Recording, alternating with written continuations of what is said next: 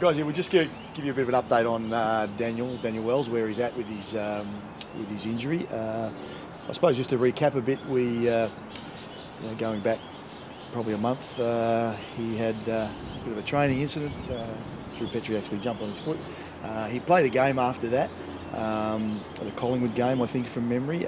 Played under a bit of duress, pulled up pretty sore. So the past couple of weeks we've tried to manage that with his training load and really be guided by the symptoms of his pain. Our physio and rehab team tried to step that up last week and pour some more running into him, and he didn't react well to that. And since that, further subsequent investigation shows that the ligament in the foot hasn't really responded to the rest or the treatment that we would have or like we would have hoped. So we're going to pull back from the running for a couple of weeks. So that'll probably mean that he's, I would say 3 to 4 weeks on the sidelines as of today, which is disappointing. But we think the best way to respond to it, rather than just try and drip one step forward, one step back, is to pull him out of the running totally, cross-train him, and hopefully within 2 weeks of that we get a positive response. No surgery that can fix the ligament, just rest. So well, certainly a rest from the running training load. So did you have some scans after last week? Well, he's had some scans along the way just to see the improvement. And to be fair, the scans haven't shown a lot early days. All the scans have shown is that it's that there was no obvious issue.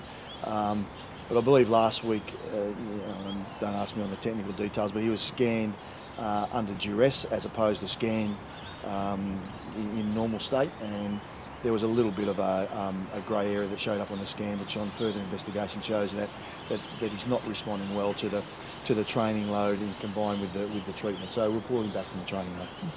So at training, he just hasn't been able to get up to full speed at all since doing the injury? Yeah, that's pretty much it. Yeah, and last week we tried to do that and didn't get a great response. Ligament, is it a bruised ligament now, or has the ligament been damaged by being jumped on? Yeah, that's a good question. Strain, stress, whatever. As I say, the issue is that it hasn't responded well. It's not a fracture, but he will certainly, almost certainly, get a good response from pulling him back from the training and deloading him totally, which we haven't really done. Are you still hopeful he'll play again this year? Yeah, I would think so, because I think the season's going a little bit longer than 4 weeks. So yeah, I'm hoping he will. Is he frustrated though? I mean, given his... Yeah, certainly. Yeah. He's a player, like all players, they just love to play, don't they? And player of Daniel's calibre, we love to see him play too. So yeah, he's a bit frustrated, but he understands that there's probably no other course of action at this stage because it hasn't responded to what we've been applying to date. So in an ideal world, wouldn't he be back in full training? Well, after 2 weeks, we'll resume that, and hopefully we get a good result from that. Beautiful. Thanks, Thank guys. You.